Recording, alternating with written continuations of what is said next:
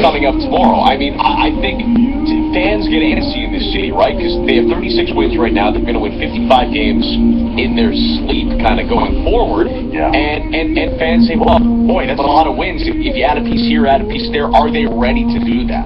I don't know. You don't hear their name a lot. You don't hear them as buyers or sellers. The only thing I heard over the weekend in New York, there's a lot of rumors and stuff, is what might make sense for them is going for a wing player. You hear Thaddeus Young out of Minnesota. You know, Flalo's available, but I don't know Chandler. But I don't really know if they're involved in anybody. They don't seem to be at the forefront of all the buzz involving the teams like, you know, the Nets, the teams like that I mentioned before. Denver's got a fire sale going out. Of course, Masai was with the Nuggets, so you can never say never in terms of a connection there.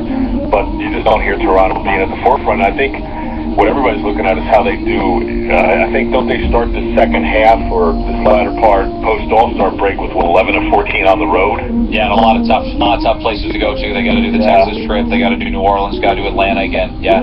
Yeah. So we'll see. But I think there'll be a minor move maybe, but they're not at the. They're not what everybody's talking about now. Is some of what ails Denver? Can some of this be hung on Masai a little bit? But long contracts, big deals for guys that have very much underperformed. When you look at a Nuggets team that's 20 and 33, even though Masai hasn't been there in 18 months, do you look and say, some of this is his doing? I haven't really looked at it from that standpoint. I'm sure, and it's funny because talking to people out there, they're not really, his name doesn't come up as a guy who they're blaming. All they're doing is they're trying to figure out. I think there's a misconception that Brian Shaw's in trouble. I'm hearing he's fine. I'm hearing the guy who succeeded Masai, Conley, is fine. They're going to revamp their team, if not now, probably at the draft, and try to rebuild inside-out defense, get rid of all these guys who run, because Shaw can't coach a running team. But I haven't heard anything negative about Masai, so I'm not going to jump on that.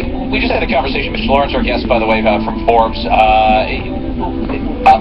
There's how many teams can win the Eastern Conference? And I said that to you as a sense. That can be taken different ways. I feel like there's fewer. I don't think Toronto's ready to be in the NBA Finals yet. They can take a step towards it. I don't think Washington is. I kind of think it's just Chicago and Cleveland. But how do you define can, right? I know. Will be debate. So how would you take the question any way you want, literally or add some layers to it, and tell us how many teams you think can win the East? I just think two. Yeah. The two you mentioned. I mean, you know, obviously Cleveland, they got better. They got LeBron. He seems to be much more focused now, buying into what they're doing, and they